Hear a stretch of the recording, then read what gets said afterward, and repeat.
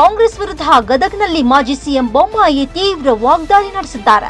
ನಗರದಲ್ಲಿ ಸುದ್ದಿಗಾರರೊಂದಿಗೆ ಮಾತನಾಡಿರುವ ಅವರು, ಕಾಂಗ್ರೆಸ್ ಪಕ್ಷದಲ್ಲಿ ಒಳಬೇಗುದಿ ಇನ್ನೂ ಕೆಂಡದಂತೆ ಜೀವಂತವಾಗಿದ್ದು ಮೇಲ್ನೋಟಕ್ಕೆ ಅಧಿಕಾರ ಹಸ್ತಾಂತರ ಸುಗಮವಾಗಿದೆ ಅಂತ ಕಾಣುತ್ತದೆ. ಸಿದ್ದರಾಮಯ್ಯ ಅವರನ್ನ ಒಪ್ಪಿದಂತೆ ಇನ್ನು ಈ ಸಿಎಂ ಕಾಂಗ್ರೆಸ್ನಲ್ಲಿ ಸಚಿವರು ಶಾಸಕರು ಒಪ್ಪಿಕೊಂಡಿಲ್ಲ ಎಂದು ವಾಗ್ದಾಳಿ ನಡೆಸಿದ್ರು. ಇದು ಮೇಲ್ನೋಟಕ್ಕೆ ಅಧಿಕಾರ ಹಸ್ತಾಂತರ ಬಹಳ ಸುಗಮವಾಯಿತು ಅನ್ನುವಂಥದ್ದು ಕಾಣ್ತದೆ. ಕಾಂಗ್ರೆಸ್ ಪಕ್ಷದ ಒಳೆ ಬೇಗುದಿ ಇನ್ನೂ ಕೆಂಡದಂತೆ ಜೀವಂತವಾಗಿದೆ. ಅದರ ಲಕ್ಷಣಗಳು ಇವೆಲ್ಲ. ಎರಡನೇದಾಗಿ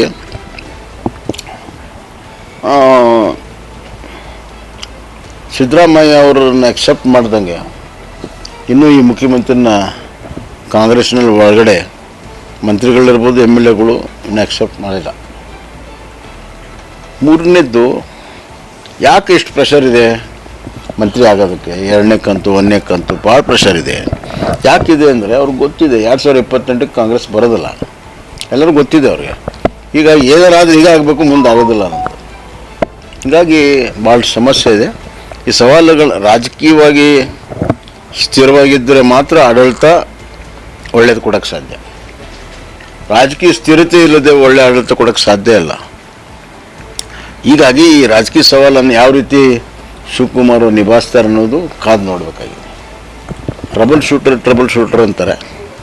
ಈಗ ಸದ್ಯಕ್ಕೆ ಟ್ರಬಲ್ ಆಗಿರುವಂಥ ಸಂದರ್ಭದಲ್ಲಿ ಬೇರೆ ಯಾರೂ ಶೂಟರ್ ಇಲ್ಲ. ಸೊ ಅವರು ಇದನ್ನು ಹೆಂಗೆ ನಿಭಾಯಿಸ್ತಾರೆ ಅನ್ನೋದ್ರ ಮೇಲೆ ಮುಂದಿನ ರಾಜಕೀಯ ಇದೆ. ನನಗನ್ನಿಸ್ತಾ ಇದೆ 2 ವರ್ಷ ಹಿಂಗೆ ಹೋಗೋದಿದೆ.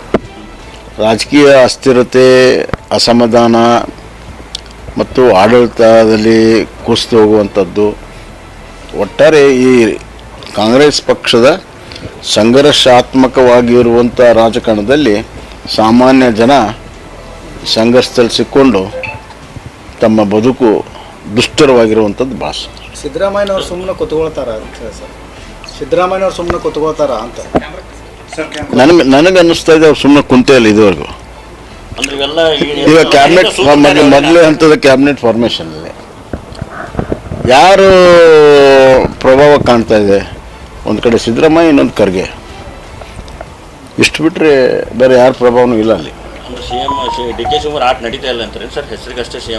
ಈಗಿರೋ ಮೊದಲೇ ಕಂತದಲ್ಲಿ it is only Mallikarjun Kharge, all India ಅಧ್ಯಕ್ಷರು ಮತ್ತು Siddaramaiah plus high command.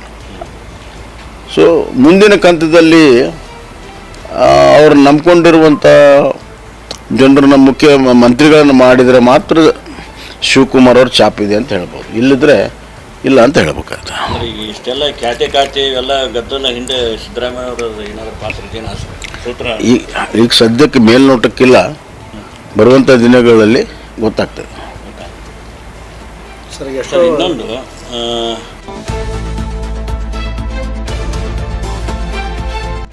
Rise of news Gadag.